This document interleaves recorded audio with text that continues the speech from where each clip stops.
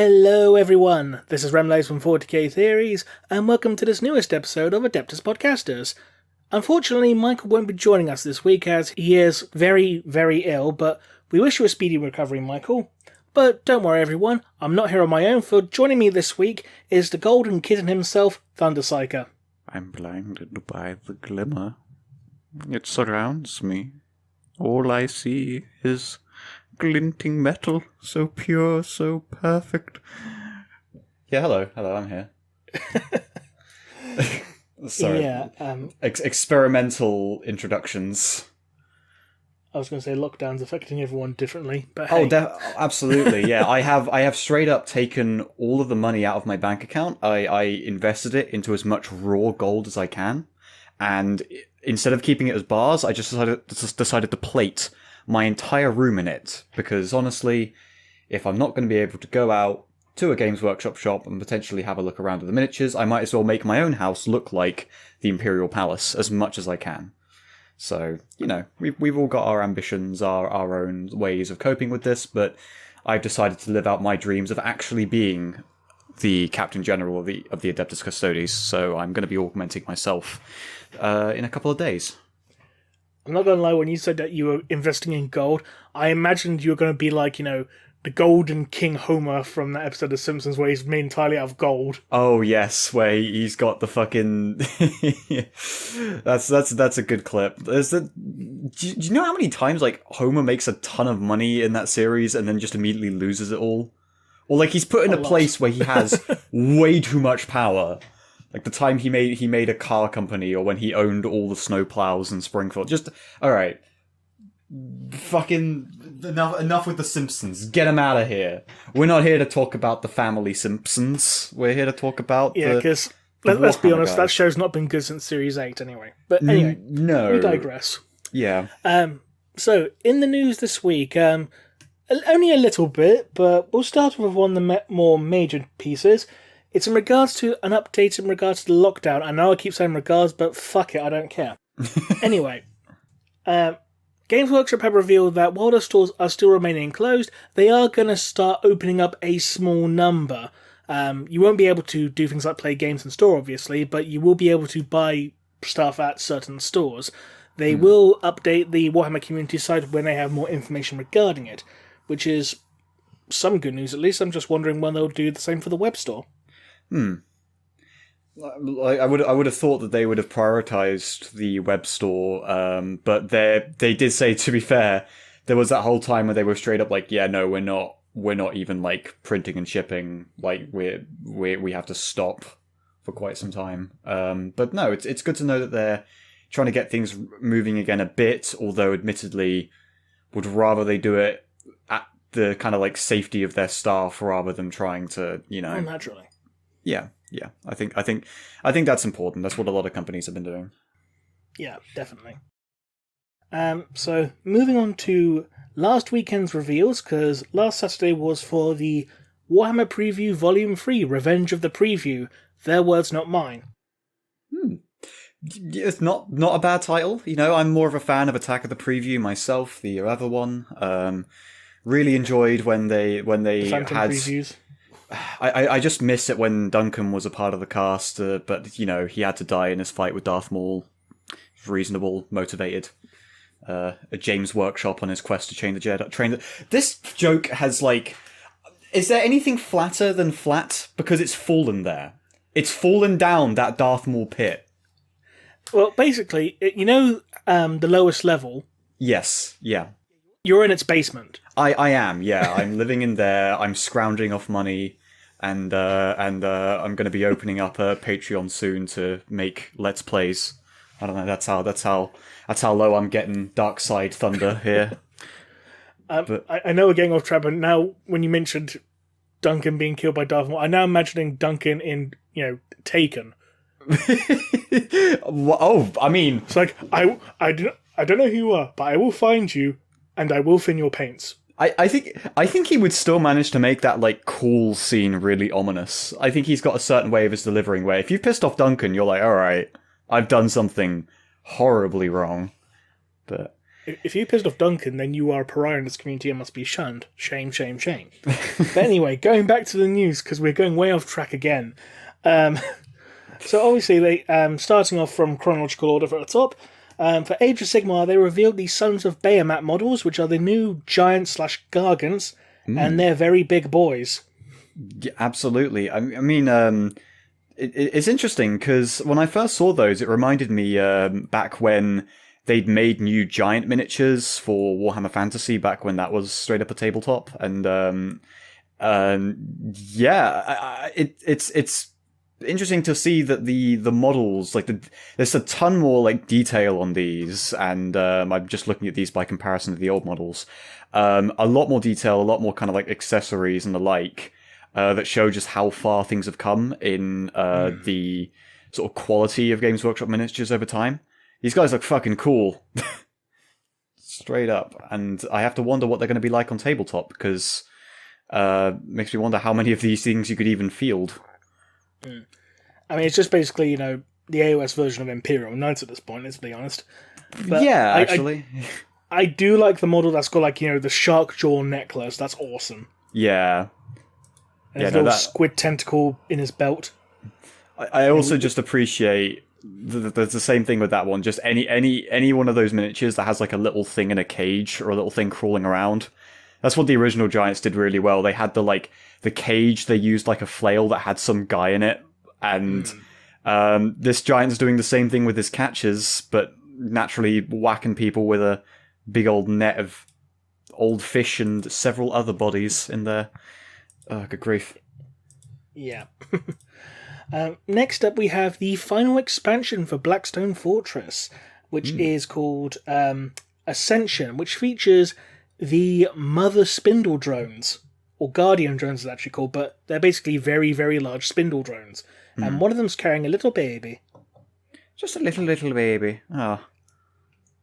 I mean, I there's something horrifying about these constructs and mechanisms, but then you toss in a tiny baby one, and immediately that's going to make me think like, oh, look at them, their parents.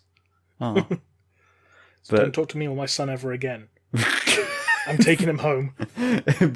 Don't enter my Blackstone Fortress. I keep my son in here to keep them safe. I must admit, I do like the very Geiger-esque design of these things. But they look. It's interesting. But like they do definitely remind me of the.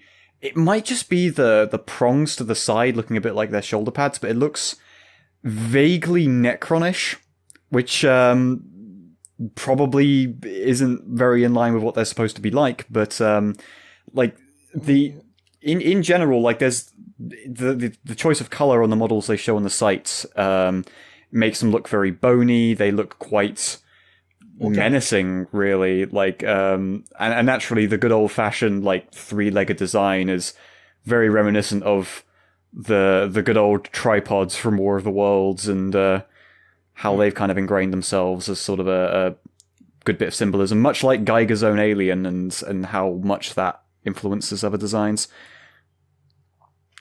Just hope these things don't come bursting out your chest. No, I mean, I don't think, like, I would love to see someone with a chest as big as that to be able to fit one of those inside of it. I mean, maybe one of the babies you could have that happen with.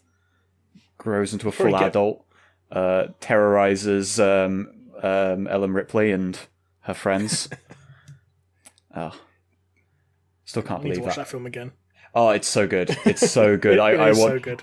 I watched it again like a couple of days ago, and really, really holds up. And I think that there's not many films you can say that about. One of the classics. Going on a slight tangent, sticking with the whole Alien thing, I recently got the experience to try the Alien tabletop RPG. Oh yeah, it's actually really good. Like it's very simple as well. Okay, Like I don't have much experience in regards to tabletop RPGs, I will admit, but like you could like learn all the rules in like 5 minutes. That's good. Like I haven't played a mass amount of RPGs, but I've like jumped between different ones and tried stuff out with people. and being able to boil down the rules as quick as you can is very, very handy. A game that I quite enjoyed playing with some friends of mine was one called Tales from the Loop. That one is a game that just uses just like straight up D6s, a lot like Warhammer Tabletop will do, and it's that system moves quite smoothly, and the way that it's laid out and structured lets you go through, kind of get into a game very, very quickly, and that's super nice. That's super nice.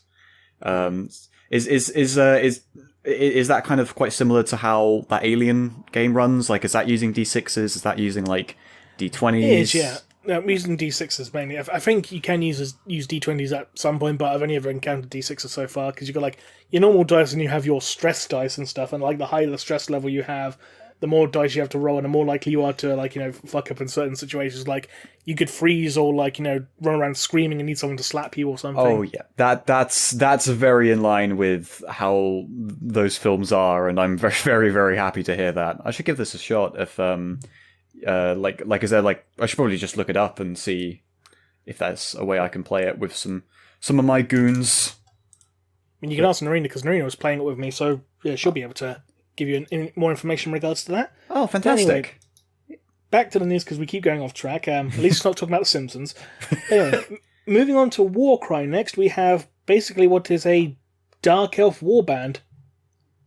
And these models actually look really damn nice, not gonna lie. Like that one who's got like, that mirror mask and that crystal blade thing. He looks awesome. He looked really good in the Drukhari army as for a conversion base. Yeah. Well, that's kind of the advantage of having all that overlap between Sigmar and with 40k is that you can kind of, assuming that the pieces are going to fit, you have a lot of opportunities to convert between each of them and kind of like pull the different unique parts of their aesthetics into the others.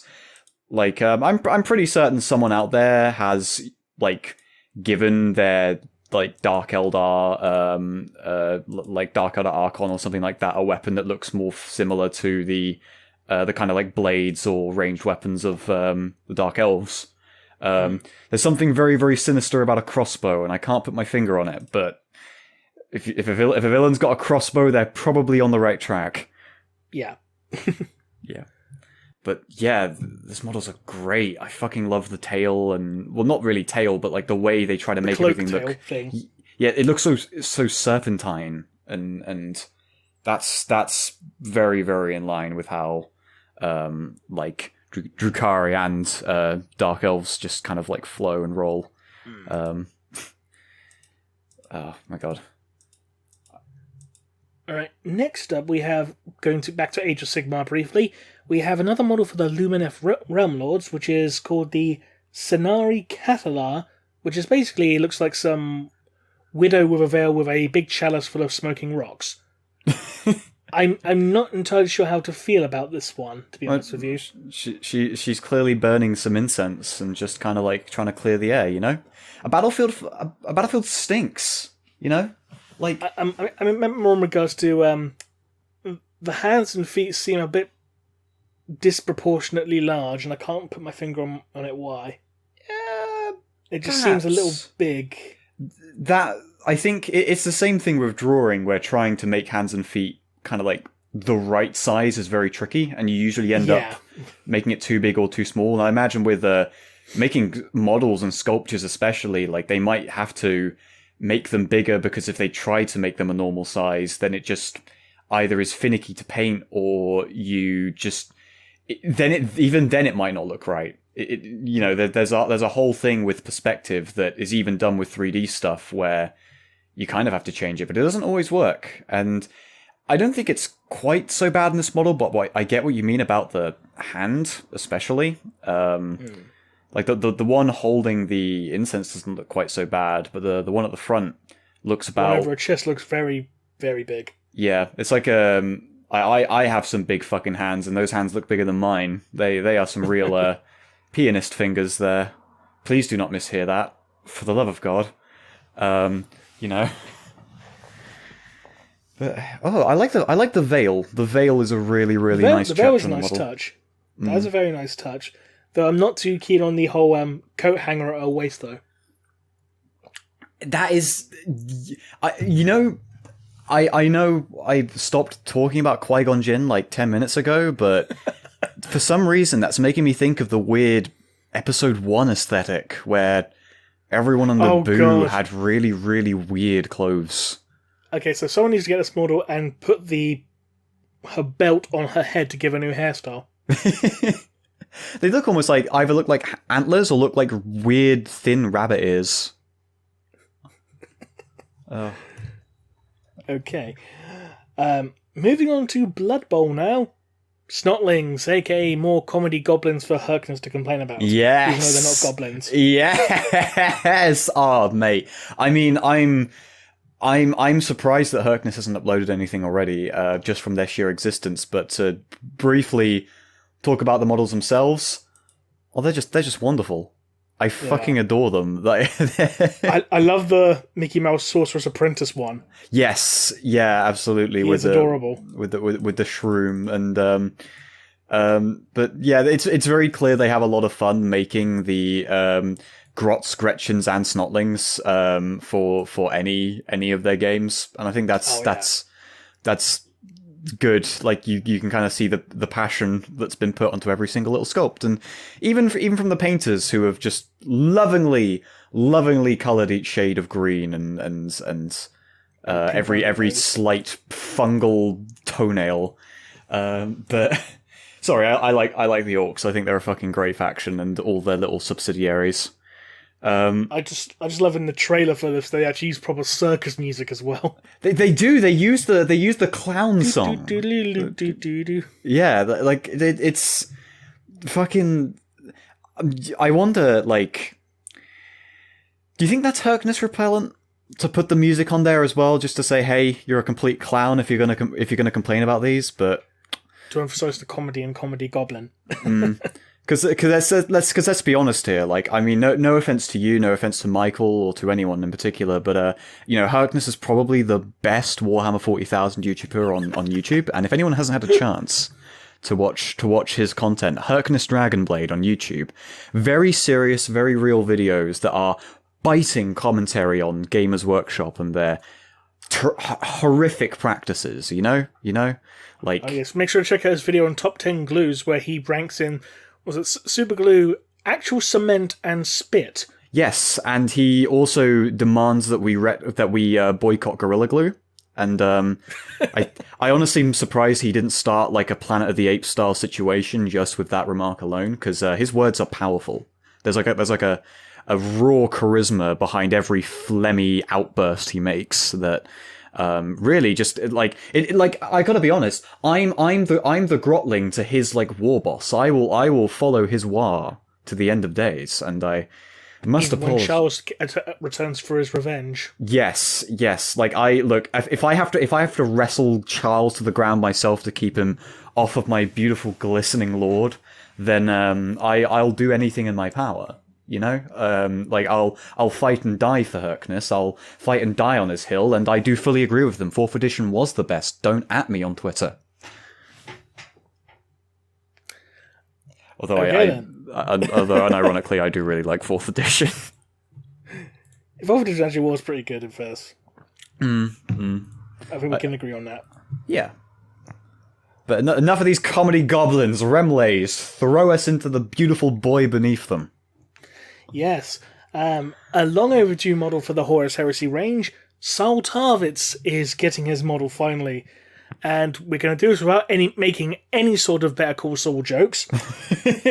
I was like, if anything, maybe I'm a bit out of my place here, but I was actually thinking more like Conan the Barbarian with the way that he looks. Like, I don't know, it's just kind of the first thing that popped into my head, or like the original Simon Belmont art when they have the luscious golden locks, which, you know, makes sense for the 3rd Legion.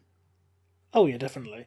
I love how they actually got his, well-defined cheekbones as well. Most certainly, yes. My God, I have a tremendous amount of respect for the people who are able to do like models as high fidelity as these, whether they're part of the old heavy metal team, or if they're just doing it online and putting it on Instagram. Like, there are so many really, really cool, like, kit bashes and paint jobs are done on these models that I will never be able to reach, and it does a lot. It does a lot to kind of like keep the keep the spirit in the game, you know?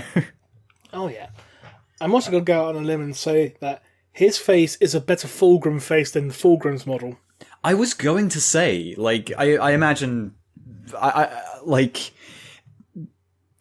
I don't always want to go like, oh man, why don't the Space Marines look more like the Primarch or whatever? Because I would have figured that there'd be a lot more, there'd be a lot of chapters where they'd revere their Primarch to the point of wanting to almost resemble them. I mean, with the Alpha Legion, that's quite literal. But I would have imagined that the Emperor's Children especially, and to some degree the Blood Angels, would have wanted to reach that kind of perfectionism and try to aim for those heights, but maybe I underestimate or I don't quite look at the kind of like culture of Space Marines properly. And then you get weirdos like Lucius, like, I am so beautiful. Oh no, I've got a scar. Well, better start scarring my face up repeatedly then. Guess I'll just keep doing it. You know, Lucius is... I don't even think Lucius is comfortable with himself. He's just straight up deranged, but that's the magic of... the magic of Lucius. Yes. You can look just like him. Just challenge him to one-on-one combat and somehow kill him, and you'll get those luscious lack of locks in no time, and horrible scars. I want to do another quick tangent on Lucius, super quick. Sure. I've heard 101 different stories about people going, oh, Lucius got killed for good, and they found a way to make him not regrow back. Like, has that actually happened, or are people just making stuff up? As far as I'm aware, the only person who managed to kill Lucius and Lucius didn't take over their body was Nagona Sharakin. Because that was Lucius's first death, and Sharakin literally took no satisfaction in killing him, because like, you're a pain in the arse, fuck off, kind of thing. Okay. But like, there was that story where Lucius got blown up by a landmine, and he ended up possessing the guy who made the landmine, because the guy who made the landmine took great pride in his work.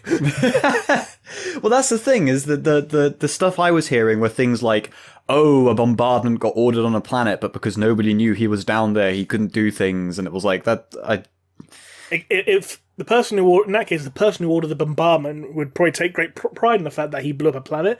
Oh no, I'm Lucius again. Yep. I mean, remember, Lucius managed to possess a Necron. Which is fucking nuts. Like, Jesus Christ. I think you mean hilarious. I mean, it's funny. Like, don't get me wrong, he somehow managed to turn a metal automaton into flesh and, well, more metal. But, like, I wonder if he's ever going to do that to a Tyranid. Probably. Oh my god! Oh fuck! No. Like, I'm the chest burster. Yeah. I'm thinking. No, I'm just thinking like, what would happen if like the hive mind took pride in it? You just have a giant Lucius ship in space, producing tiny little Luciuses. That would probably be the end of the setting. The setting would become Lucius. Hive Fleet Lucius. Be fucked. The races would have to assemble a force of like, okay, nobody feel happy about this. No one be happy about it. Just go in there, kill him, kill all of them. All you gotta do is just send the Raven Guard after him, because they're always fucking miserable. Yeah, you know what? That's not a bad compromise. And again, Sharakin was a Raven Guard after all, so there you go. There's your precedent. Exactly. Hard counter to the Emperor's Children, which, to be honest, I never really thought about it that way. That Make a new legion. The Emperor's yours. The Emperor's yours. Time to revere His Holiness once again. Well, guess I better kill Lucius. I never found out my Primarch. I guess there's no point in it. Sorry, I'm sounding less like Eeyore and sounding more like fucking Mike Stoklaza. I apologize for that one. Like in the pilot of Smiling Friends. Oh, good grief.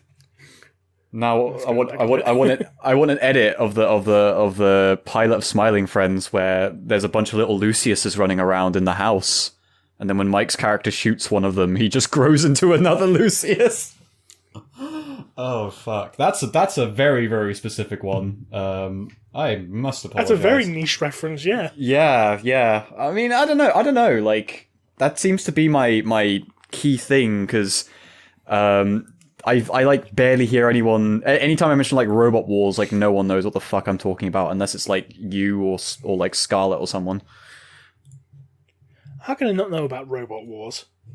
I don't know. It's either that or they just don't know enough about it. Like they go like, oh, I remember when that was on TV, and it's like, oh, cool. Do you remember when that wedge flipped over another wedge? And they're like, no. I remember Hypnodisc. Yeah. Hypnodisc was awesome.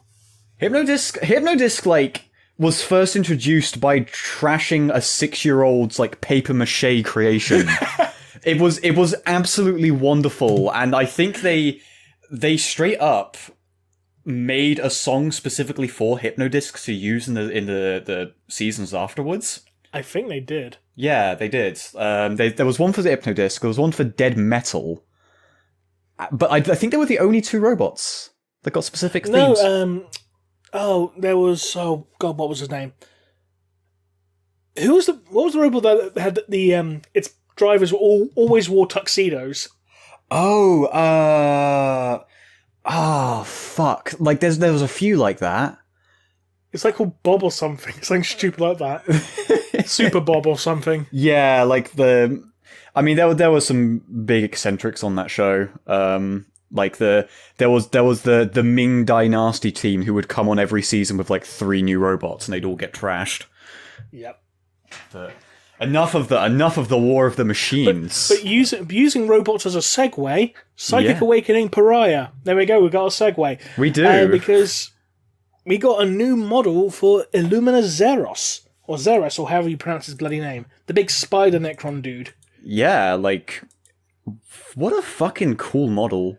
Like, this guy... I love how he's basically just liquefying the guy and, well, spooling all of his bodily fluids into like a big sphere in front of him, going, this is interesting. I'm going to look at this later. He's gonna it's a snack. Yeah, he's gonna see how much iron is in the blood and just be like, I wonder if this is nutritious. I think one of the things that I find super interesting about these models is how the way that they make them, they sort of try to give an idea of how that character would move. And I think that's super important to capturing the kind of character of it, because I had this discussion with Dr. White, funnily enough, yesterday about the Necrons, where when you look at depictions of Necrons before the 5th edition variants than afterwards, and it's going to sound a bit backwards, there's more humanity in them, even if they still try to go for the angle that they are more alien and they're still like cold, calculating machines. They give them a lot more personality and make them act more like almost more like a living thing would, as they show that they have more autonomy. And they've done this super well, like with this model especially, with just the like inquisitiveness of how the model kind of like looks as it creeps in that kill, which is great because it's like contrasted with the sheer fucking terror on the guy, and the Necron's just looking down like science. Oh, look at this! I'm going to twirl around this blood in my hand. Ugh, good model. Yes, and he also has a anti-psyker ability called Empiric Overcharger. When a psychic test is taken for an enemy psyker within 9 inches of this model, that enemy psyker suffers at the perils of the warp on any dice roll that includes a double instead of a double 1 or double 6. That's an interesting way of increasing the chances, and I quite like that. But Xeris is not the only new model revealed. We've also got Lord Inquisitor Kyria Draxus, who is basically cosplaying as an Eldari with a dragon. Yeah. And I mean, okay, maybe I should... Oh, I'll tell you what she reminds me of. Oh, yeah? Yeah, right, have you seen Star Trek Nemesis? No, but I think I might Reminds me know. of Shinzon, Yeah, like I think that's the the card clone. Yeah, yeah. Like I knew about the character, but I do not watch Star Trek because I had an aversion to it when I was younger. That's fair enough. It was one of those cases of looks like fucking Shinzon. She does a little bit. Like I have to wonder, like, how did this? Do you think this model got a whole lot of backlash or not? Because I've not heard anyone really like shit talk it. I've seen a few people in some Facebook groups shit talking it, but then again, these are probably the same people who shit talk literally everything. Well, yeah, like no disrespect to people on Facebook and that, but a lot of people in the Facebook community can be very hard to please, shall we say? There's an unusual number, and it's odd because they're rarely like the old guard either. They're normally just people who just don't like some of the new ideas that have been introduced. And I mean, don't get me wrong, everyone's going to have their own taste, obviously. Yeah, and I say this as someone who I do not want to spark this into a massive discussion, but like I'm not even a big fan of Primaris as a concept, but like so there's someone out there feels like there's some people who just do not stop taking issue with any of the new decisions, like the Kislev stuff. I thought like the backlash to that was ridiculous. I saw some people complain the fact that they got frost weapons, like, oh, frost weapons don't exist in Warhammer Fantasy, and I'm thinking, do you not remember the Yetis? They literally have ice weapons. Plus, there's also, I mean, possibly a magic item. I mean, it's magic. Yeah, it doesn't need explaining. It's magic. Yeah, there's the other thing is that I understand wanting to have a integrity to the background lore and everything like that, but does it really go against the background lore though of Kislev? Yeah, but and there's the thing is that on the other hand, like you can write new stuff, you know. Like sure, you maybe don't want things to escalate into things that go ridiculous, but I saw like no fucking problem with the Kislev stuff, and although I will say, this wouldn't have been my first choice for an Inquisitor design. I kind of like it for doing some weird new stuff, but I mean, it's clear that she's basically she's obviously Ordo Xenos, and it's clear and safe to say that she's a radical. So that does fit into the character. I mean, if she's a radical, that explains why she's going to be using Xenos tech. Yeah, and I think. I do think that idea is kind of cool. Maybe I mean they're going with the concept that this is basically like a one-off and this is her own personal stuff, isn't it? Like they're not saying this kind of thing's going to become commonplace in the Imperium, and I think with that in mind, I don't really mind it. Because she's not the first Inquisitor to use shuriken weapons. Because there was do you remember the Inquisitor game that Games Workshop used to do? Yes. There was a character called Jenna Erekiel who was an Ordo Xenos Inquisitor, and she had like a shuriken pistol, and she had like pretty much Craft World hairstyle as well. Inquisitor was the one with the really big models, wasn't it? Big models, yeah. It was like 56mm scale, yeah. Yeah, no, I know the one you're talking about because I remember wanting to play that one as like an arbitrator, but literally no one I knew was collecting. Yeah, it seemed like I got it from Warhammer World, and it's like, oh, no one actually plays this. Oh well. And half the models weren't even half the characters you get models for weren't even in the fucking book anyway. No. And like, okay, here's a model for a Gene Stealer. Okay, but there's no rules for Gene Stealers in the book. Yeah. Only in White Dwarf. It's like, fuck's sake. Which is mental. Absolutely mental. But I think overall it's a cool character design, and it's a very nice design. I mean, I do like the fact that, while her armor looks very Eldari, it's still clearly Imperial power armor with the power pack on the back and stuff like that. Yeah. It's like a nice hybrid tech. Yeah, the bulkiness alone communicates that. Like that this is more an Imperial thing. It's just kind of appropriating some of the Eldar's ideas a lot more. Also, shout outs to sick ass dragon familiar on her arm. Love that. Yes, it is actually absolutely adorable. It's called, what's it called? Like, Shang. Not to be confused with, the Night Lord Shang. It'd be weird if she had a Night Lord perching on her shoulder going like, hello. Well, I'd love to see that. like I think it'd be more intimidating, to be honest. Oh, yeah. I mean, for several reasons. One, the fact that they're fucking there, and two, the fact that you're able to lift an Astartes with one hand. Like, that kind of thing. In full power armor. In full power armor, yeah. Like, Jesus. Do you even lift heretic? I lift heretics.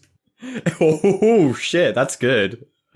I fucking, to be fair, I guess it's to make things less confusing, but I do wonder if why there isn't more, cases of, like, characters having like a pet or something that they name after a big figure in 40k. Because I don't think... We throw around the whole, like, anything out the ordinary is heresy joke a lot in the 40k fandom, but I don't see why the fuck someone wouldn't call their, like, Gyrinx or something like that, like, Eldrad or something. I don't know. You should get some, planetary governor, like, yes, this is my pet bird Sanguinius. Yes, my beautiful kitten Rogaldorn. That kind of... He likes to fortify in his litter box. I did unironically want to get like the sternest cat I could find at a cat shelter and call it Rogaldorn, but I probably won't do that. No. Because it'll be a bastard and you have to rename it Perturabo. Oh, yeah. Oh, that would suck. I wouldn't want to own Perturabo. I feel bad for Iron Warriors fans sometimes of how much he gets dunked on, but I think he kind of deserves it, let's be real. The funny thing is that pretty much out of the majority of the traded legions, it's probably the Iron Warriors who've had the most development over the years. And that's interesting, yeah. Because they probably actually have like the most appearances in like all the novels and stuff. When you think about it. Do they? I guess it comes down to that thing of with 40k, change can happen, but it has to be quite gradual. That maybe people don't quite notice it so much, or they don't see like a big kind of like character shift that makes them like them more. Either that, or it's probably just easier to write the Iron Warriors than the other traded legions because they're not just one-dimensional nut jobs or spread disease or party on Wayne, party on Garth. Because you can actually, since they're so, human in comparison to the majority of the other traded legions, you can actually write them easier, I suppose. I would assume, at least, anyway. Well, yeah, I'm on that angle, I'm surprised that less 40k games, like video games, have put the Iron Warriors in. Like, they tend to default to, I see word bearers more than anything. And only because, your protagonists are usually the Ultramarines, and they're like, the opposite number, so... Yeah. Like Black Legion and Alpha Legion as well, but I honestly, this is gonna sound a bit crazy. I think that the Iron Warriors should have been like the Chaos Legion and Soulstorm. I think that would have been an interesting one to have explored. Because that didn't end up being Alpha Legion and Soulstorm. Yeah, like they did Alpha Legion in Dawn of War 1, and they brought them back for Soulstorm, but that was, to be honest, I think like that Soulstorm as a game was quite rushed, and I think that they were just like, we'll use as many of the things we already have as we can. Like, Blood Ravens again, sure. Gorguts again, sure. Alpha Legion, sure. I'm surprised they threw in a new Tau Sept, to be honest. I would have figured they'd keep with the one that is literally called Ta'au. Yeah. But, yes. Weird sort of developmental Inquisitors aside, what else is going on? What's the story in Balamori, Rem? Well, speaking of stories, more news from Storyforge, including screenshots from the next episode of Hammer and Bolter, even though the first episode's not actually out yet. And we got some screenshots involving some Sisters of Battle, and the story's being written by George Mann, who wrote quite a lot of Raven Guard stories for Black Library. And so I'm getting a very DC animated universe feel from these character designs. A little bit. They do like the old 90s Batman cartoon kind of vibes. I'm getting that kind of vibe from it.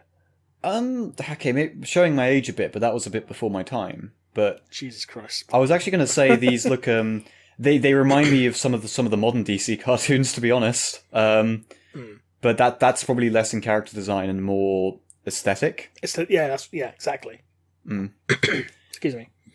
Yeah, but I mean, they do not shy away from how the Sisters of Battle are as an organization, because they're like battle scarred and they're not like glammed up. They're straight up like characterized and designed to look like sort of like battle nuns, and they fit the bill perfectly on that one. I really like these, and plus I'm a sucker for anyone who's got the like Zuko eye scar thing going on, like on Sister Eleanor.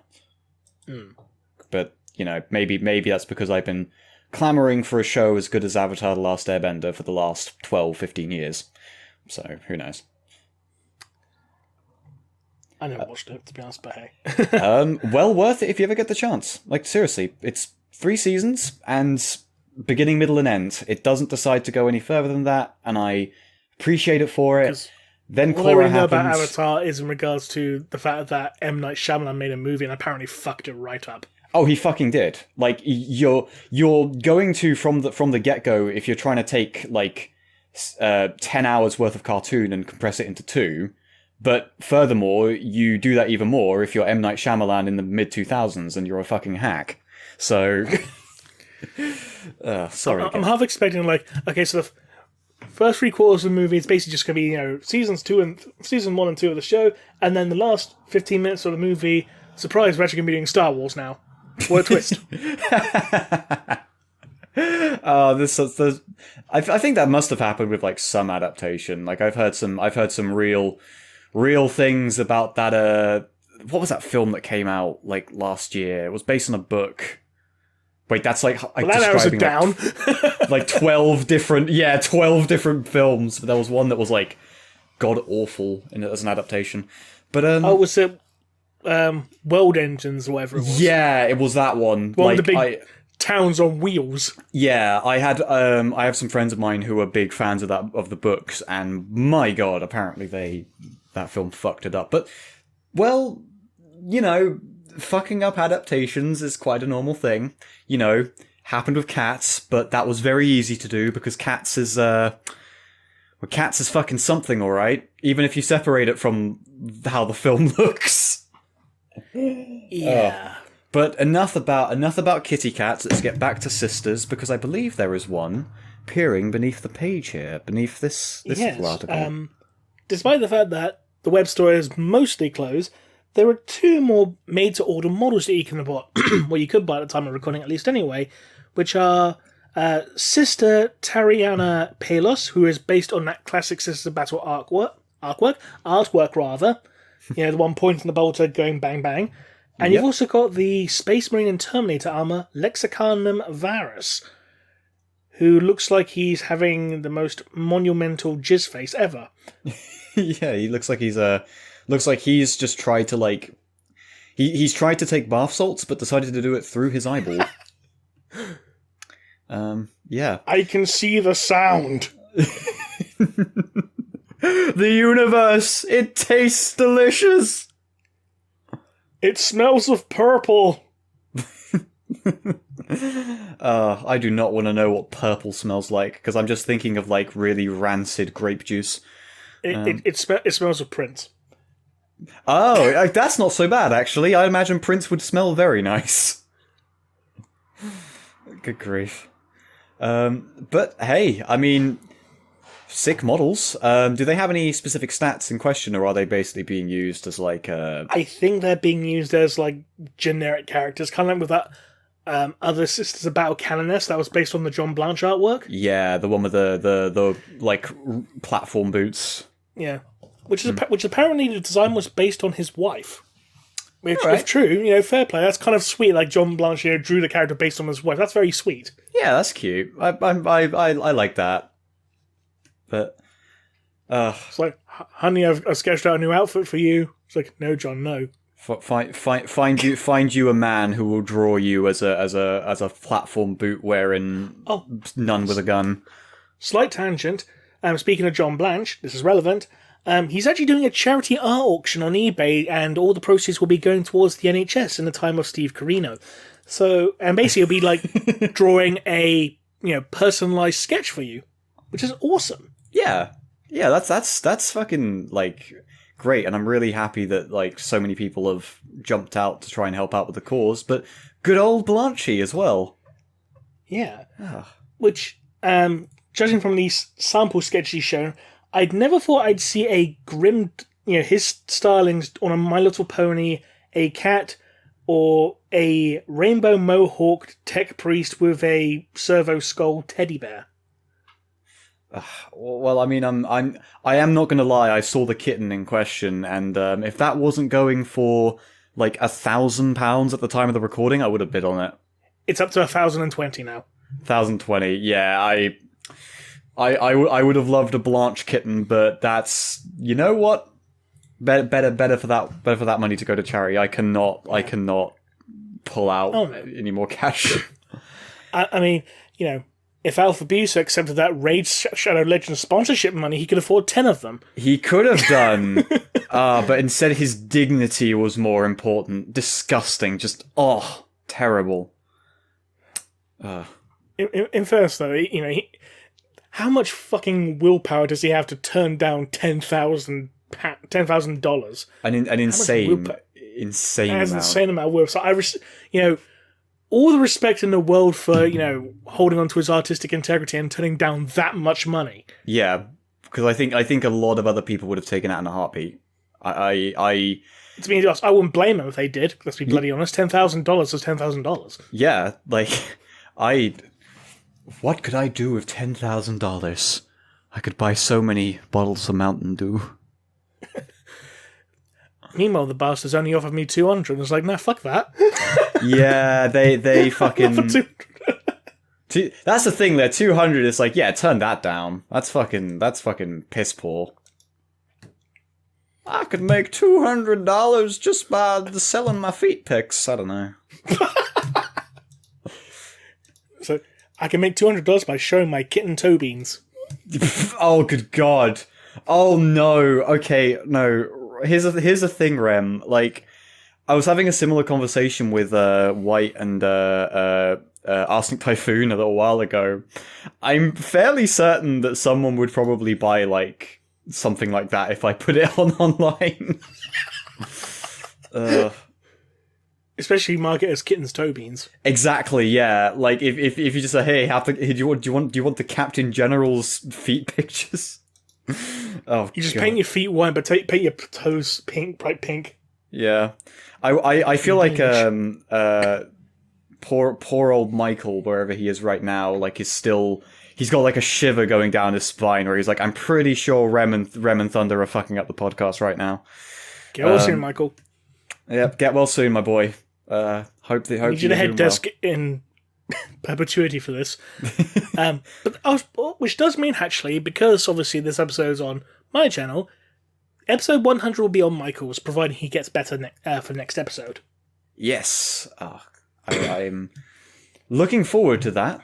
I mean, I'm not going to spoil anything, but we got about, so far 21 people, maybe more. Yes. I have a lot of questions about that, which I might want to ask off the air, because no, we don't want to see your feet pics. Are you sure? It could be an exclusive. Could be an exclusive to episode 100. No, I'm not. Okay, genuinely, I'm not fucking doing that. Don't ask. I will smite you where you stand if anyone in the comments demands that. Hashtag Kitten's Toe Beans. If that's gonna actually happen, isn't it?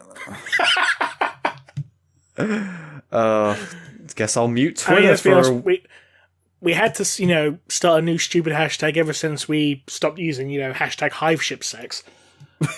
Yeah, wait. Oh, I'm disappointed that one went down, because I was a big fan of that one. So one time it's back, and you can blame Thunder and his toe beans for that. But anyway, where did we get to before we went on this stupid tangent? We were talking about John Blanche's... Blanche. Yeah. And his charity You were stream gonna and say his... John Blanche's feet, weren't you? Yeah. He's just... That's, I mean, when you think about it, he could do the preschool thing of, like, dunking his feet into, like, some paint and then just putting it onto a canvas. You know. Okay, then. This is grim. I apologize to everyone for making this happen. In other news, Warhammer Digital has released some classic lore bits for 1 week only, which probably means it'll be sold out by the time this episode comes out. But not only did they release the Gathering Storm series for digital download, but also for the Sanctus Reach and that Tau one. What was it called? Warzone Damocles. Yeah. Yeah. Yeah, so you can download the campaign supplements for both of those and Gathering Storm, which you probably can't actually anymore because this probably comes out way too fucking late, but what the fuck. But anyway, it's a nice thing for them to do, actually, must admit. Yeah. Give people another chance to own some, old lore and that. Well, I say old, it's like 7th edition, isn't it? But still. It's old by these standards. It is. It most certainly is. Although it has made me think about something, and I have to wonder if you've talked about it on the podcast before. What would you think of like Games Workshop releasing like a couple of like new prints of previous editions and allowing people to play them if there's certain editions that people really really like Rogue Trader or Second or the funny thing was they did actually reprint the first edition rulebook, which you can only get at Warhammer World. Which I managed to get a copy of. So thank you Tuppy and Peltorabo for getting that. Two patrons of mine. They were very nice to pick them up for me, and they also released for their 30th anniversaries both Realm of Chaos books. So thank you Snipe and Whiff for picking those up for me. I have the originals, but the spines are falling apart and very wibbly. I just wanted a more fresh, pristine copy so I can actually read it without it falling apart in my fucking hands. It's like the main reason why I got that reissue of the Liber Chaotica as well, because my hardback was like, it was literally just hanging in its spine by a thread. My God. So it's like, you are now retired, you can rest now. Yeah, it's partly my fault, but I have a 3rd edition rulebook and quite a few other like 3rd and 4th edition rulebooks, but they're not in a great state, and part of it was because there was a time where I have a dual monitor setup, but one of the monitors can't reach the same height as the other.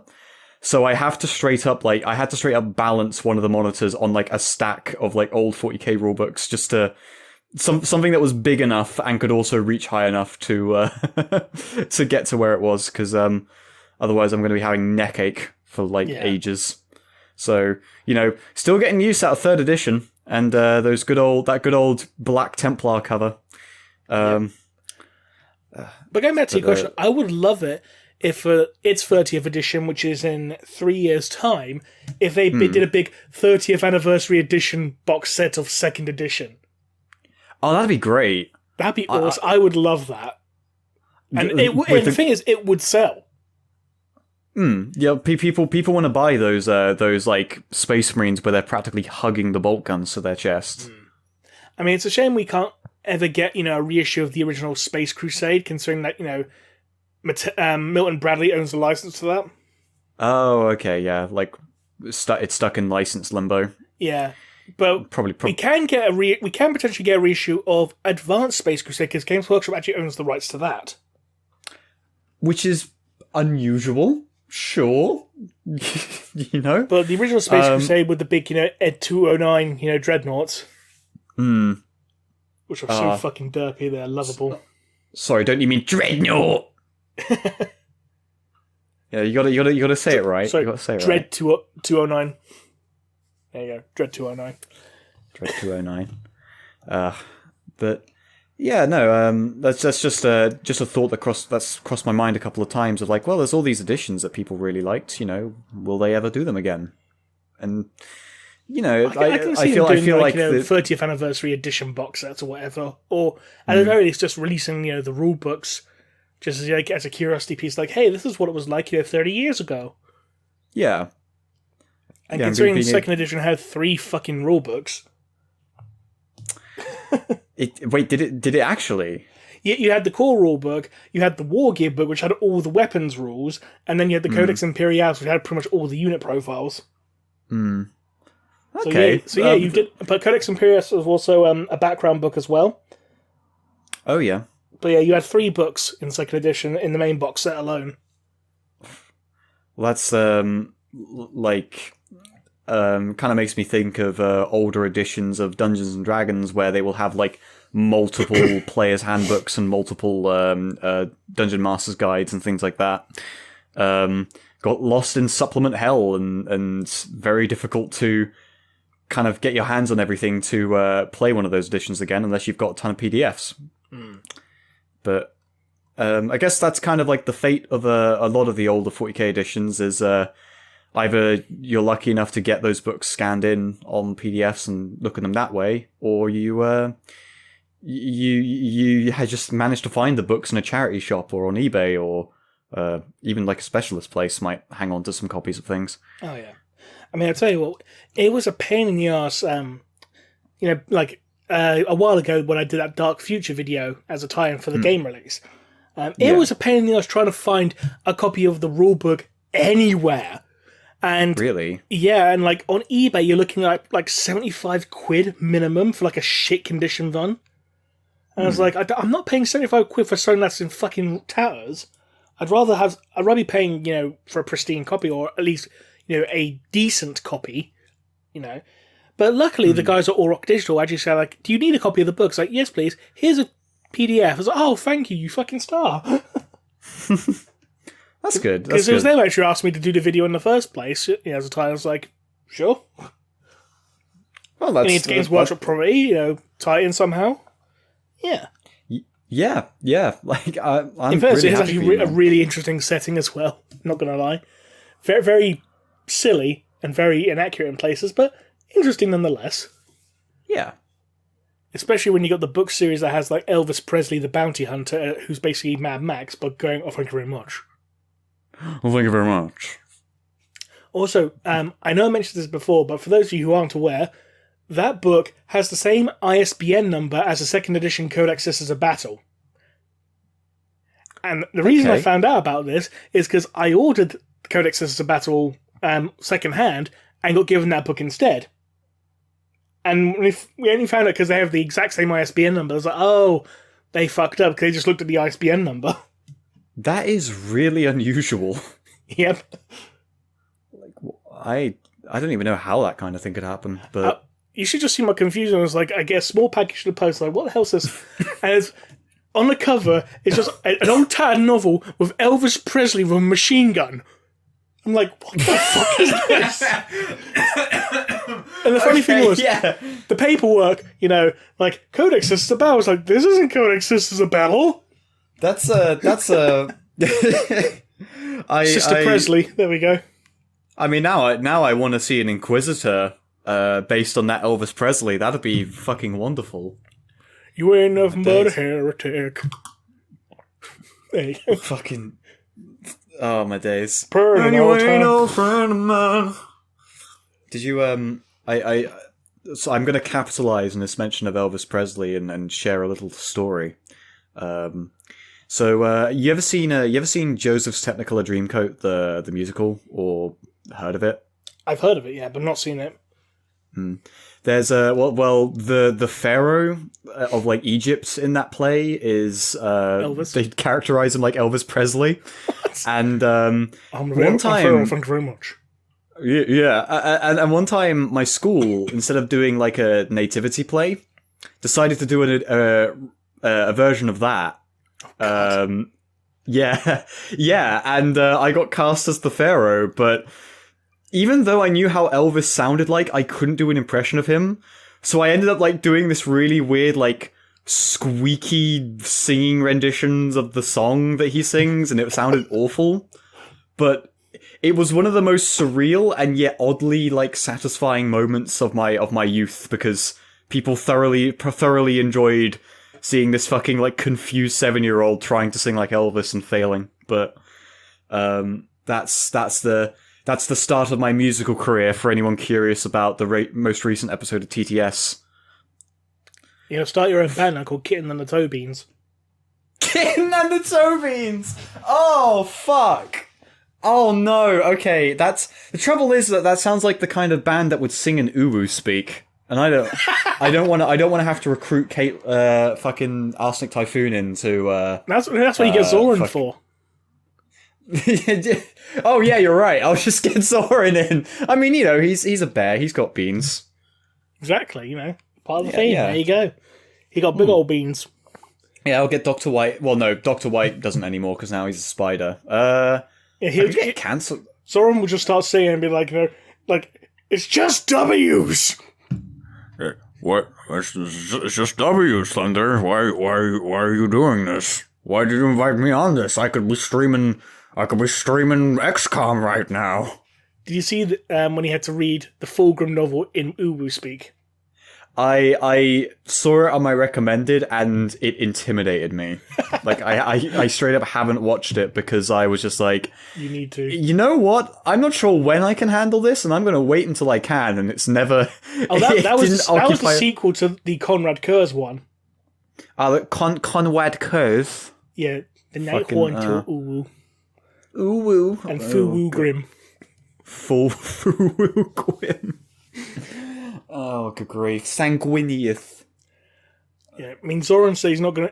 Zoran said if we give him like $1,000, he would read like an entire chapter. Well, this is why Alpha should have taken that Raid Shadow Legends offer. Exactly. Because he could have made Zoran read it out 10 times. No, what we're planning on doing is getting him to read the Lehman Russ novel in character in Uwu. Oh, Lehman Russ. Exactly. Oh, good grief. Oh. So, if you want to donate towards the Punish Zoran the Bear Fund... yeah, you know what? Fuck the John Blanche auction, okay? Like, just go and donate it to Zoran reading out things in speed. No, don't do that. Please donate to charity. It's for a good cause. Plus, it's art by John Blanche. Why wouldn't you want it? Yeah, exactly. Like, that's good stuff. The man is talented, and the Blanchitsu art style, I believe. I only recently found out he's 72. I would imagine he'd be quite old. I didn't think he was that old. I thought he was only like in his 60s or something. I don't know why. I think the age of some people like is surprising. I mean, would you believe me if I told you that fucking like, you know, our good friend Fresh, who voices Corvus Corax and the Administratum character in TTS, he's actually 53. I can't tell if you're being serious or not. I'm not being serious. I think Fresh is in his like mid-20s.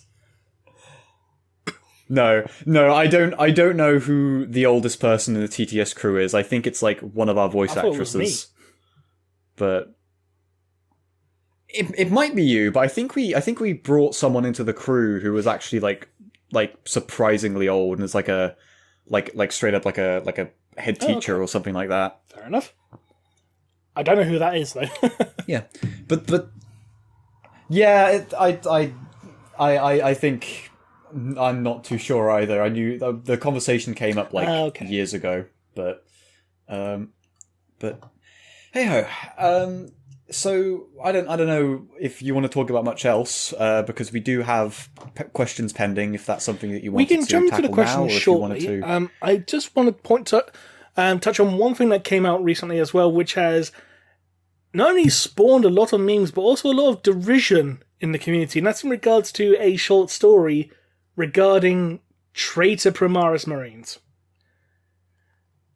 Because basically, Primaris Marines are en route to reinforce a chapter, then the custodian gets a note saying, oh, this chapter's actually traitors. well, come on then, you better all surrender. You're being arrested because you're all traitors now. It's like, but we didn't do anything. Doesn't matter, your chapter's traitors, you're all fucked. And that kind of spawned a shit ton of memes, like, the whole friendship ended with Magnus did nothing wrong. Now Shield Captain Tyvar did nothing wrong is my best friend. Yeah. Oh, I remember that one. And just to like just to like surrender to the Imperium, but we didn't do nothing. No. Like just that kind of thing. Fucking yeah. Although it's a suitably grim story, I'm gonna say. I think that I don't really see much of an issue with it, but then again, I mean, for what it was, I thought it was an entertaining enough story.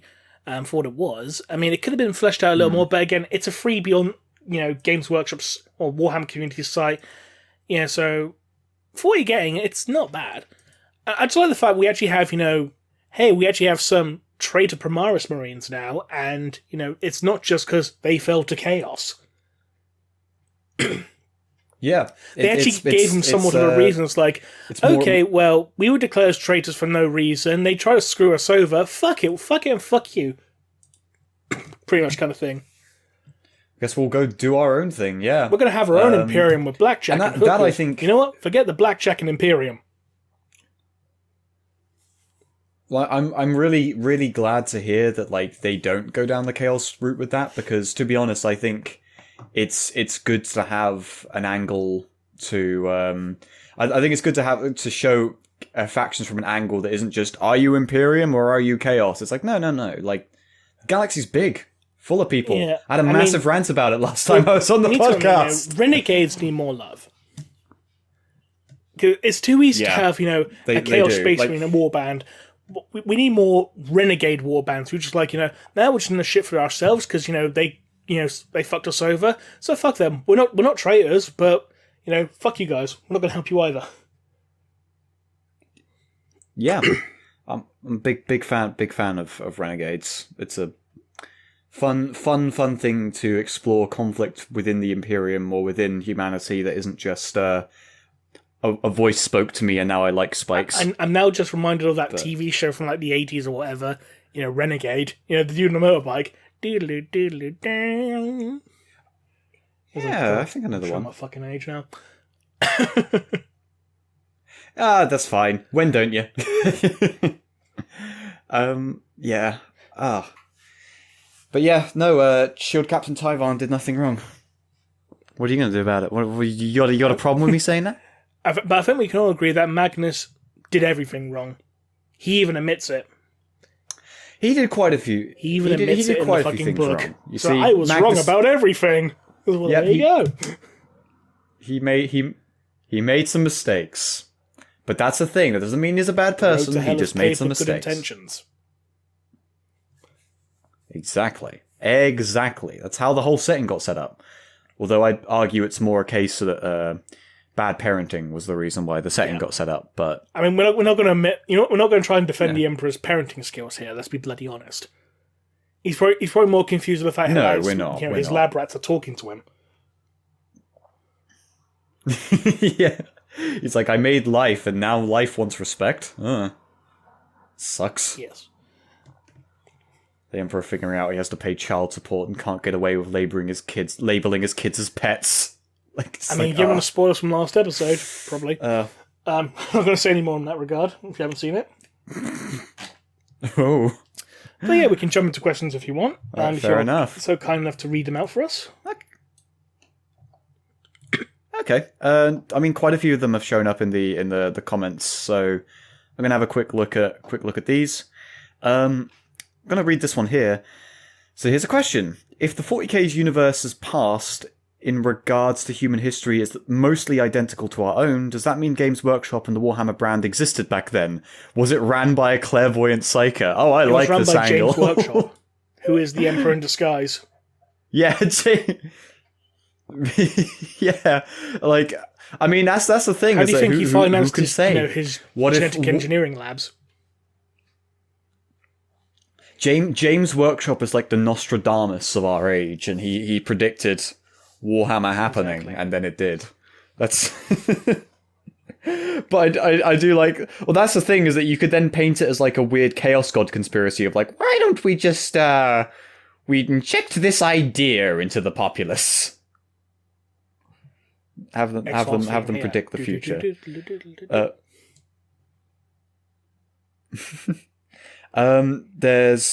There is a question for all here. Do the Salamanders have a bad relationship with the Mechanicum, due to every full-fledged battle brother capable of maintaining and repairing their armor and weapons by themselves without any Mechanicus assistance? I've not heard of them having any bad relationship with the Mechanicus. I think the whole thing about them, maintaining their weapons by themselves is just tied with their planet's culture of like, hey, everyone's a blacksmith, pretty much. Yeah, I don't think that would... I get the angle, but I don't think, like, that would cause bad blood. Like, it just means the Salamanders are, like... Just because you self-maintain your own weapons doesn't mean you'd fall out with the blacksmith. Nocturne is described as having a shit ton of mineral and metal wealth, so I'm pretty sure the Mechanicus wouldn't want to piss off the Salamanders or have any bad relationship with them anyway, just because, like, hey, how you guys doing? Can we get some of that metal? Thanks. Yeah, they wouldn't go, like, going after them for something that's... I mean, 40k is full of people going after people for very trivial reasons, but I think the Mechanicus, they're not stupid. Not all the time, at least, anyway. They want some of that... They want some of that sweet Nocturne But some people are very stupid, because let's not forget, that in 40k, load-bearing walls are heretical. And that is canon. Yep. Really? I brought this up last episode, but yeah, it's in the novel Death of Antagonists. Literally in the first chapter, someone points out how load-bearing walls are heretical.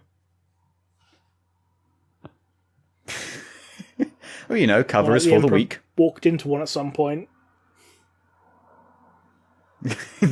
like Bash is like shin I know I made this joke last time, but still bloody relevant. Shut up.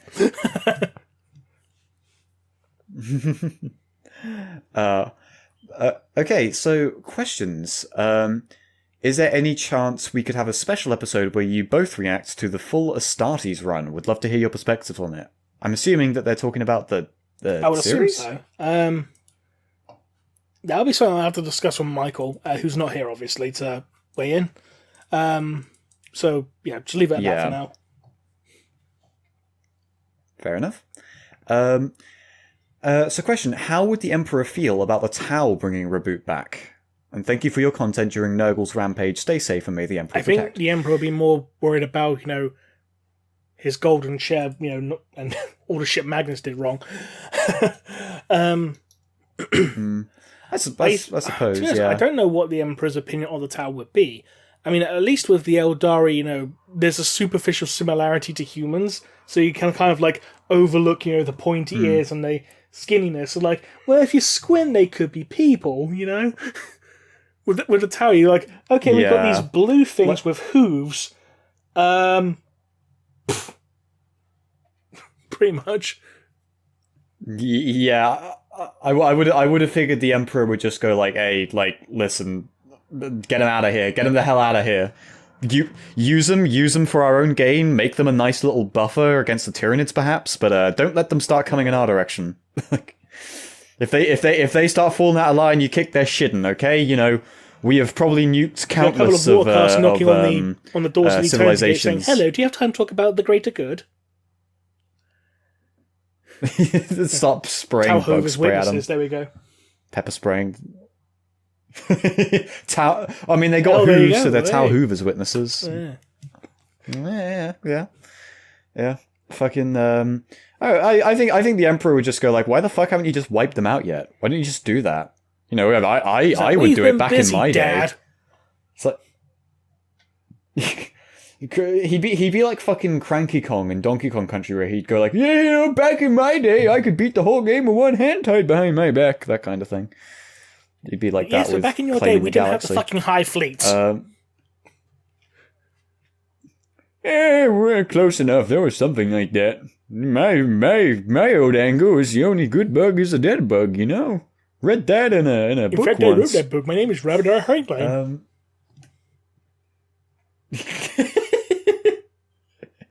One of the many forms he took on during that time.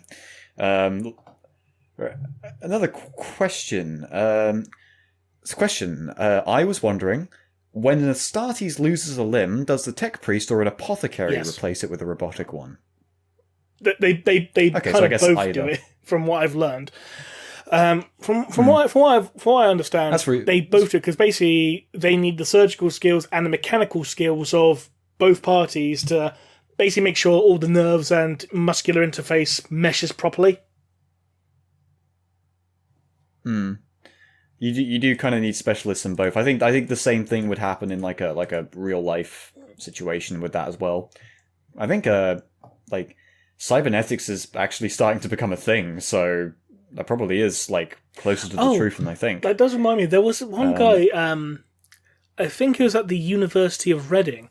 Like he implanted like a computer chip in his brain or in his head. And, like, he put another one in his girlfriend's head, and, like, they could, like, send commands via the computer to one another. It was weird. Oh my god, that's dystopic. Just sad. But kind of, like a little, yeah, but, like, in a similar vein, maybe this is a bit grim for the podcast, but, Dr. White was telling me about an experiment where the CIA were trying to figure out if rabbits were telepathic. Telepathic rabbits? Oh, hang on, what? Their conclusion was... What led them to conduct the study in the first place is what I want to know. Well, it was like during the 60s or the 70s, okay. So, like, you know... I think it's more that matter of, like, we got to figure out... We got to be ahead of the game on anything, just so we can have something above the reds. What if bunnies? Bunnies, they were telepaths. By God, Jim. Yeah, they genuinely looked into it because the way they tested it is that they took a rabbit who not too long ago had baby rabbits. And they put the mother rabbit into a submarine, and they put the baby rabbits into a different submarine, put them like halfway across the planet from one another, and then they'd kill some of the baby rabbits like one by one, and see if the mother would react. The mother fucking dies of shock. And it's a matter of like it kind of was inconclusive testing because also it was fucking dreadful. Like eventually, I think when the test got conducted, like the heads in the CIA were like, "Well, you've just fucking killed some rabbits. Like, okay, that's fucked up." I just want to say this after hearing this. Frederick, could you make it down the rabbit hole about this? Hey! Oh fuck, that one's got layers. I would actually quite like to see that though myself. Send a message right now. Let's do that right now. So hey. You know, this study on the CIA were murdering baby bunnies? Do a video on that. Yeah. But, like, that's probably, like, what then led to them thinking, like, oh, can we do this with people? And now, you know, if we're genuinely putting chips in people's heads that lets them read messages to one another, then... On a lighter note, I think there was all... I learned about that chip thing in the same video that had talked about some guy from Sweden who had, like a prosthetic eye, but he replaced like the iris of the eye with like a laser pointer. So basically, he had like Terminator eye constantly. Oh yes, mate. That's like if you're gonna have cybernetics, you're gonna have that guy who right? Like he lost his arm, and so his friends basically built him out like a prosthetic Nerf gun arm. I have not seen this. Awesome. Oh, that's like, great. You've got the best friends, mate. That is so you lost good. Your arm, your friends built you a fucking cannon arm. And so that's fucking awesome. I mean, if you can build a fucking Nerf gun into a Wii remote, then you can fucking build a Nerf gun into a robotic arm. Why not? There's a girl who was like born without her forearms, but she has these really cool like metal gauntlets that she can use, and this is like a real thing. And they work properly as well, and she looks fucking great. She looks like she come from like Shadowrun or Cyberpunk or something. I found a picture for you. Oh god! Oh my fucking god! Yes, mate. Ah, that's beautiful. It's like that. It looks like one of the round-chambered ones. It probably spins like a minigun too. This guy could be fucking Barrett from Final Fantasy. Just as cool he is. Oh, He's mate. just as cool. Sorry, like, no idea how to segue this question back into it, but there's another one here. I feel like I know the answer to this already, but question for anyone. Any chance of getting Henry Cavill on the podcast? He seems to be a fan of the Custodes. I don't know how the hell I'd actually go about contacting him, because I don't think he's actually on Twitter. Yeah, but like that's still a matter of like. I'm just gonna say this as someone who like obviously doesn't run the podcast, but like watch it occasionally. It would be fucking cool. Like, but it's just that matter of if it could happen. I'm guessing. I mean, I'll be honest. I still want to somehow at some point try and get Samoa Joe on the podcast. Yeah, the wrestler. Yeah, Samoa Joe. Because he's a fan of Warhammer. Yeah. Nice. Top lad. There's a picture on I think it's on Gav Thorpe's Twitter account, like of him at Warhammer World giving Gav Thorpe a headlock. That's fucking great. Sounds like a right bro. He is a cool guy. Sounds like a cool guy.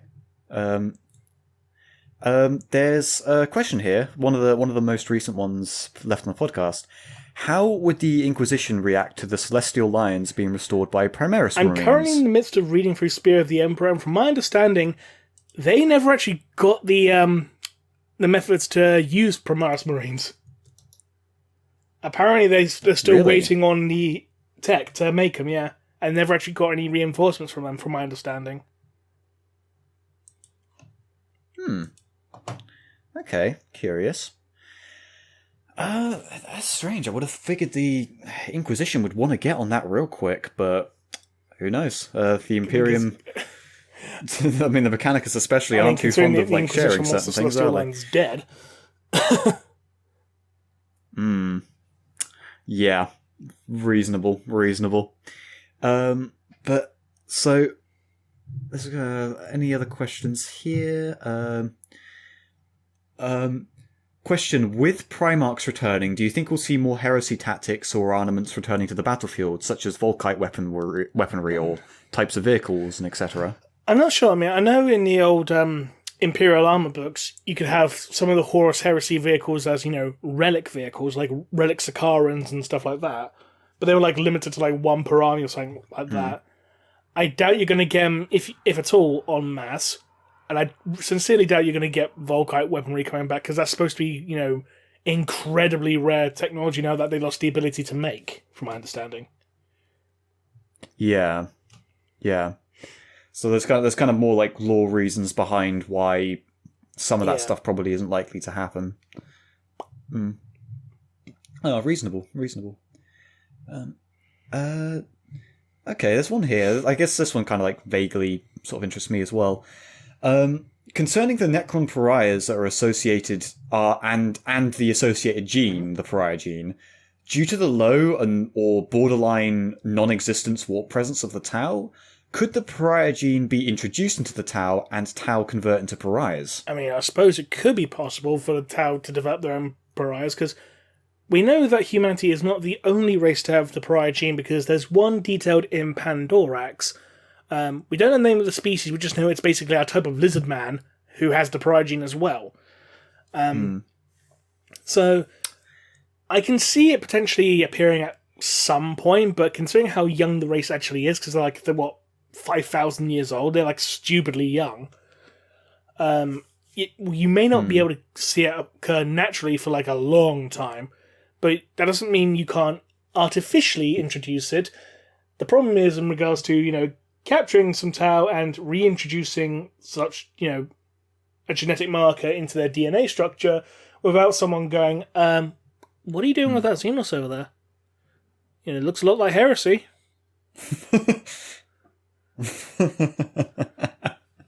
Yeah, I would imagine that the Imperium would keep a watchful eye over that kind of thing. They wouldn't be. Oh, hello. Someone's got a small dick. Sorry. Projection. That's what I like to call the. That's just what I like to call the compensator out there. That fucking engine. But Okay, another one here. Question: out of everything revealed or clarified in the Horus heresy so far, what has been the quote-unquote best reveal or most emotionally satisfying moment that you've read? Without going into spoilers?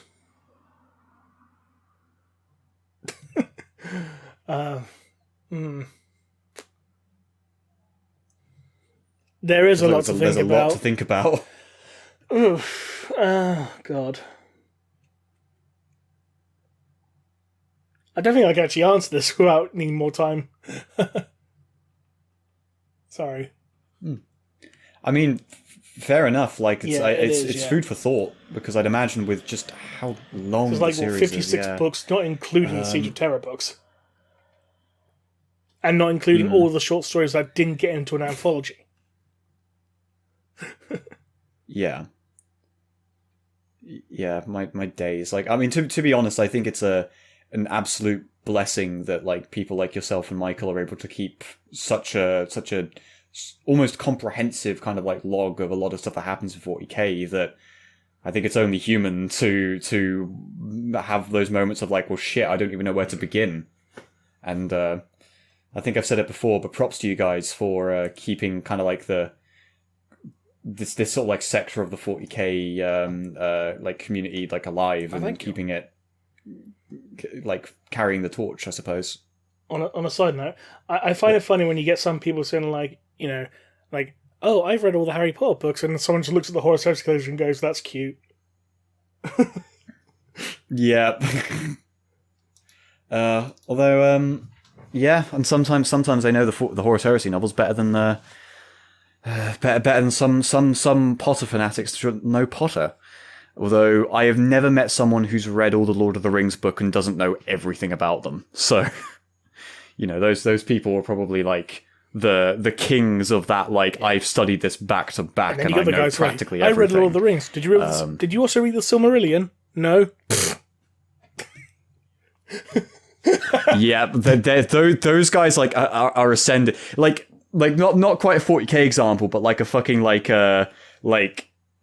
fantasy example of like the fucking like people who read the Lord of the Rings are like the lizard folk, and then you have the fucking like the Slan who have like read the whole Silmarillion and can tell you about Tom Bombadil for days, and they're the ones that are gonna like ascend to enlightenment, like top lads. But yeah, there are a lot more questions here. Let me know if you think there's like a point where we should stop or anything. For a few more. But yeah, okay. So another one here. Okay. This one I'm curious about. Would there be any item or person in existence that? All right. Jeez. Okay, I guess you got not. I guess. Fucking hell! All right, the fucking rockers are in town. Fucking evil sons coming in from Gorka Morka. Would there be any item or person in existence that Trazen the Infinite would be willing to trade a chunk, if not all, of his collection? I doubt he'd be willing to trade all of his collection for anything. But he is known to trade something for another thing. Because, like in the second Fabius Bile novel, he traded, like, you know, an entire cache of pure and untainted Emperor's Children Dean seed for a clone of Fulgrim. It's like, yeah, okay. For it fares. He's like, nah, I don't want this fucking watered down bullshit. Give me the full boy. I know the original deal was for Fabius Bile, and Fabius Bile's like, I can give you a clone. It's like, a clone will work. It's like, oh, this Fulgrim clone's pissing me off. You can have him instead. It's like, ooh, thank you. Upgrade.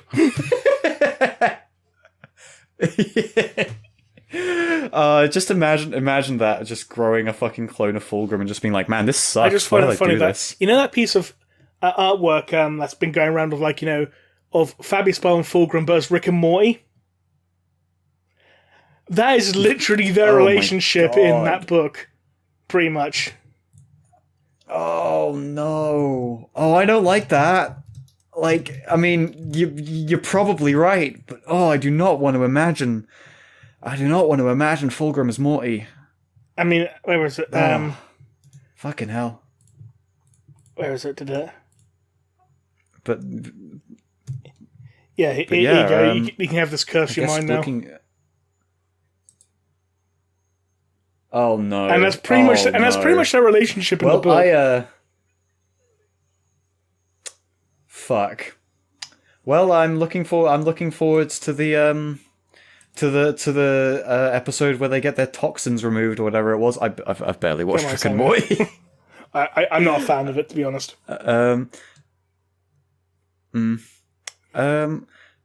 So, question. It has been revealed the psychic awakening that the Dark Eldar can make Eldar into pseudo-humans.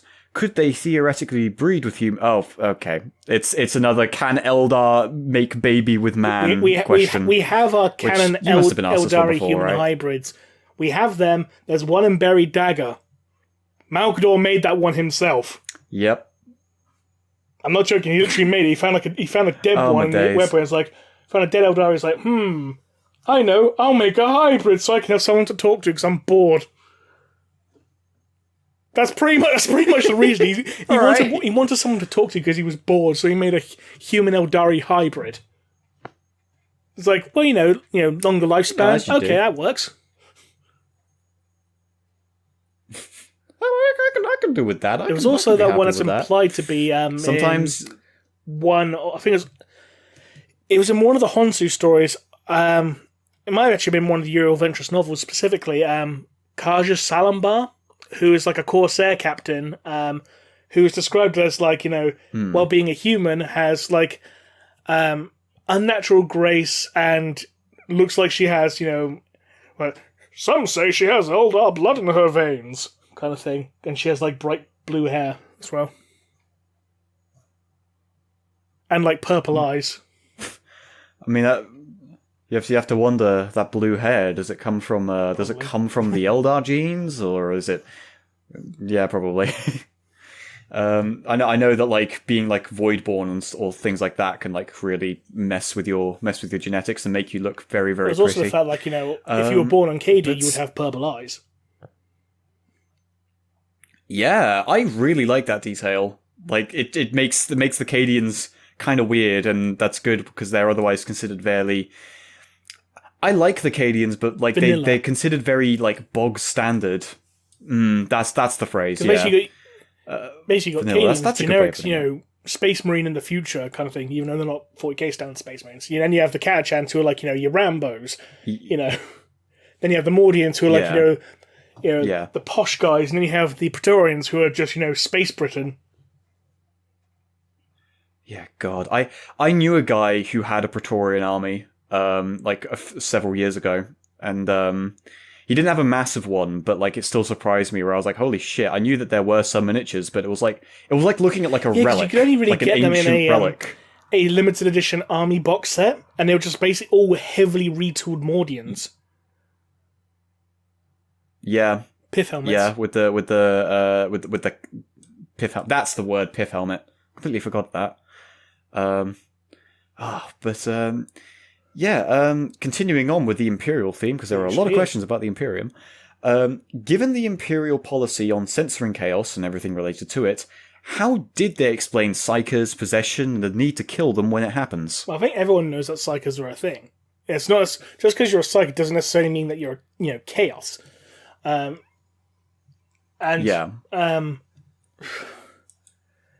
Obviously, hey, this person's a Psyker. Okay, you better tell the authorities so they can inform the black ships, pretty much.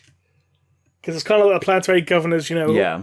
So the planetary governors, like, as long as you pay your tithes, as long as you make sure your mutant population and your Psyker population's in check, do whatever the fuck you want. We don't care.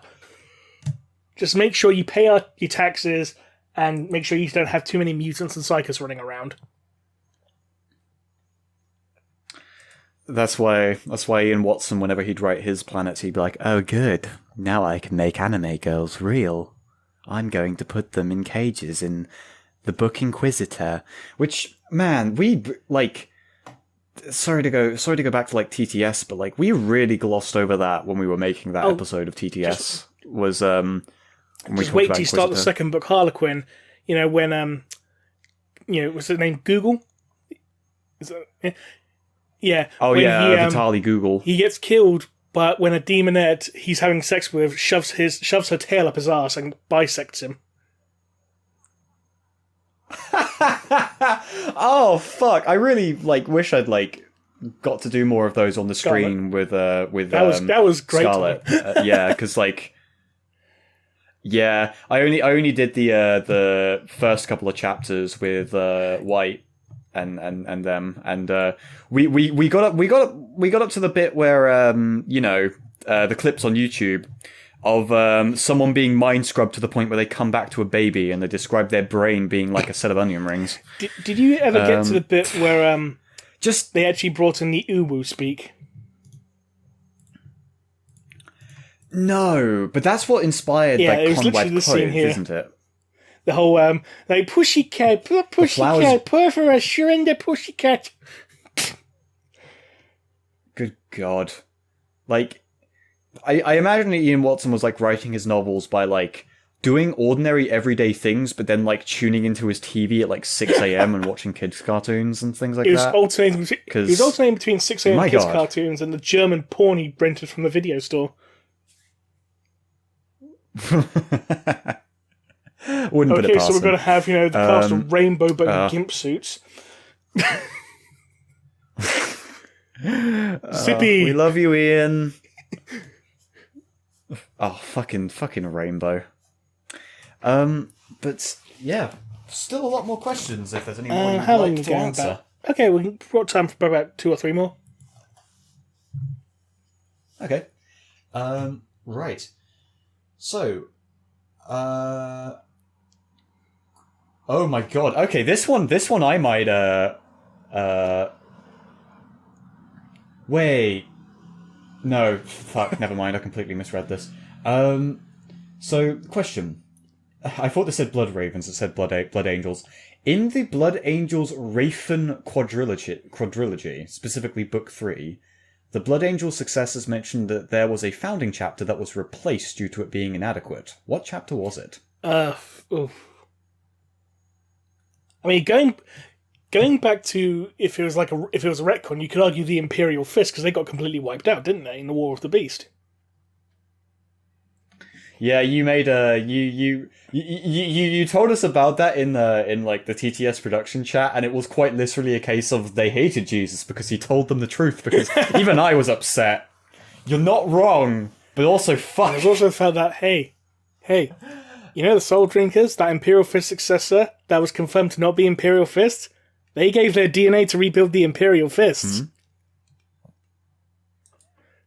How dare you bring into light the idea that the Imperial Fist gene seed has been sullied? How dare you imply that Daddy Dawn is not within all of... Oh god, that's a weird phrase to say. The Imperial Fists have 2 daddies now. Oh. Yeah. So Daddy Dawn and Daddy Perturabo. It was a messy divorce. I would imagine so. Perturabo, talk to me. You keep putting up walls.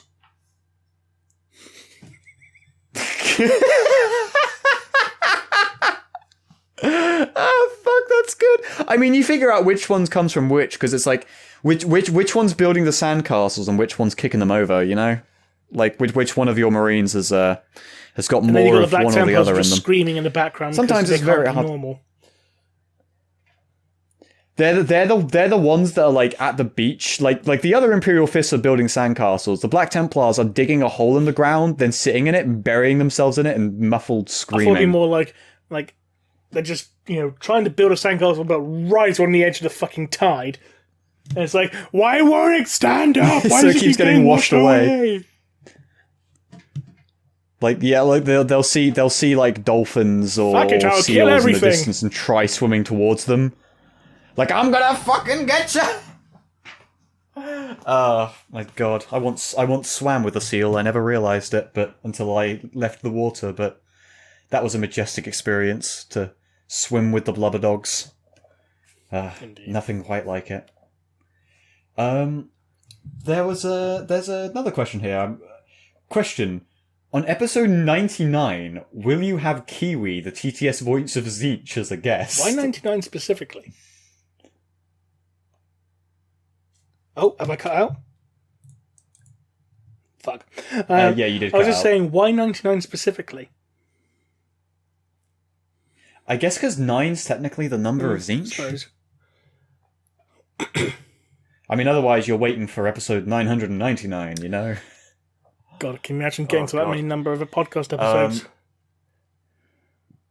Fuck, that would take years. Well, obviously, but like that would be what would be like pushing the next century, wouldn't we? At that point, Podcast is the next generation. Oh, God.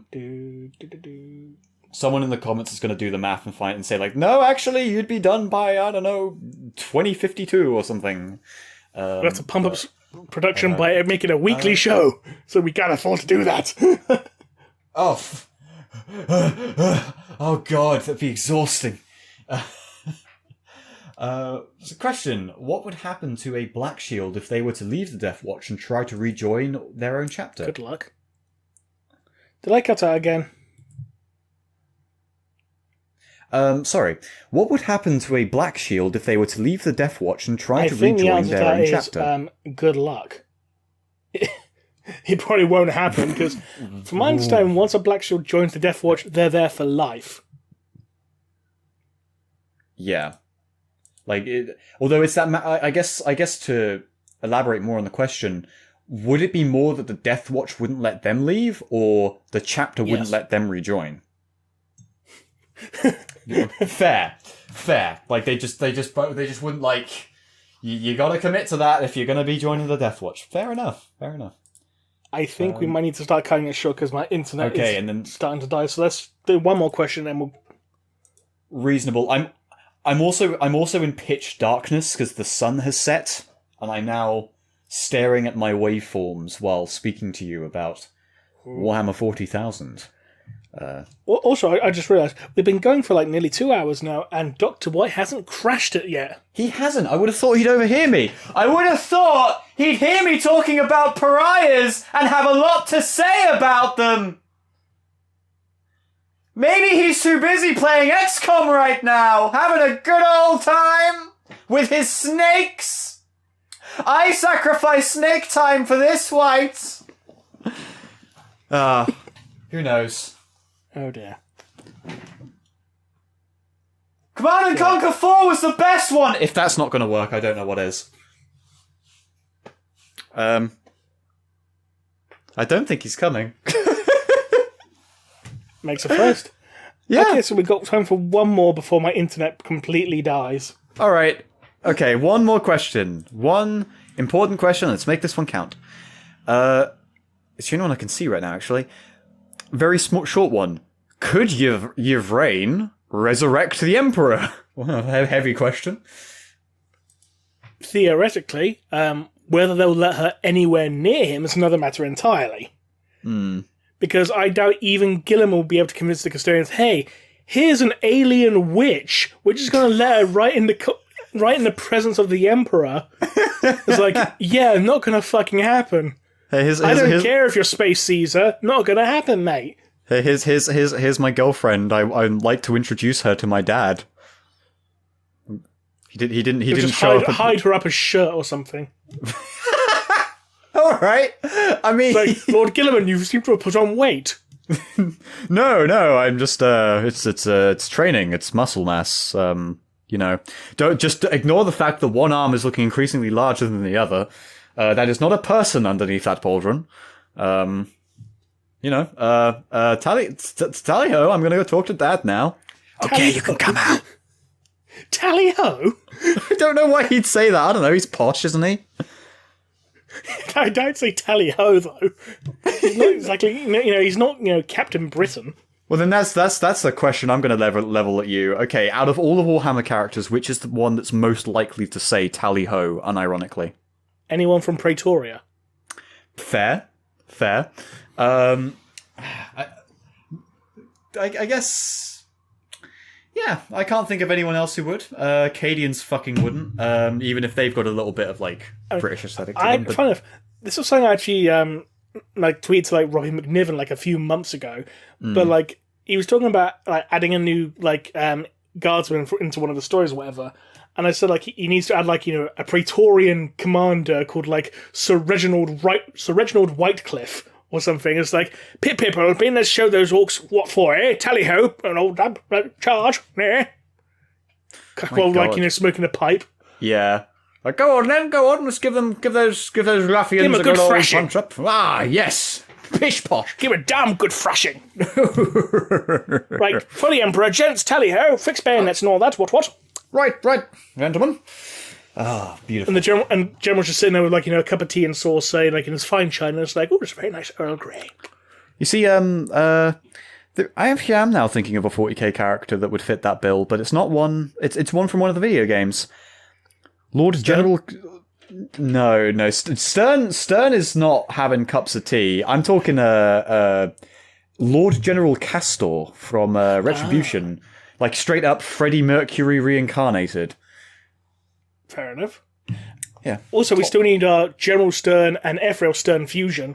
Oh fuck, we do. General Ephraim Stern. The grittiest servant of the Imperium alive. Who will probably be able to, like, lift a traitor Primarch and toss them into the sun if they tried hard enough. He absorbed the souls of 200 Baneblade tanks.